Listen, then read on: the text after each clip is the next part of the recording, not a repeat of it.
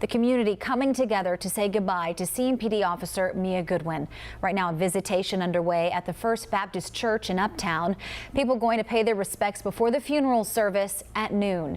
This morning, a procession through Uptown for the fallen officer. Police officers from across our area showing their respect.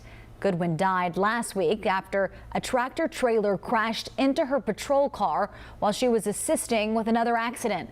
We're told she's the first female CMPD officer to die in the line of duty.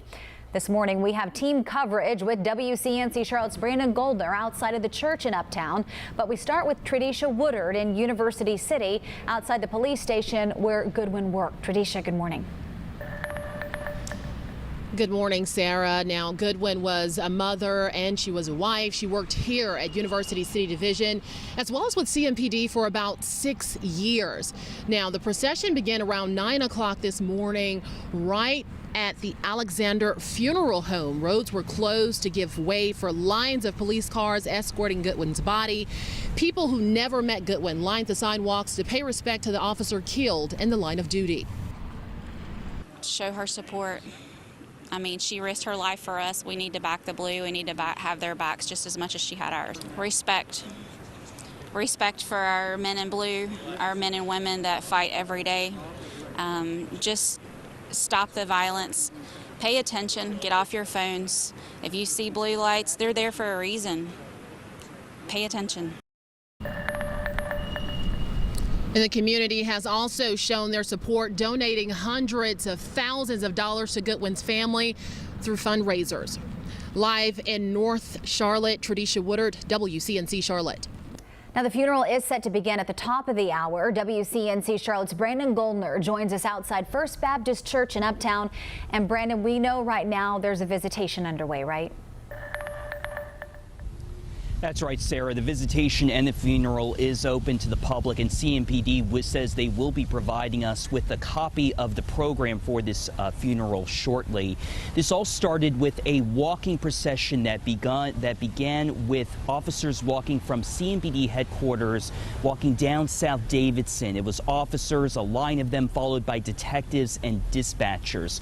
Following that, we then had a motorcycle procession. Various agencies, including CMPD, Met County Sheriff's Office and Gastonia Police riding in their motorcycles down Uptown to First Baptist Church, and then silence as the hearse arrived at the church carrying the body of Officer Mia Goodwin. Officers saluted the coffin at once.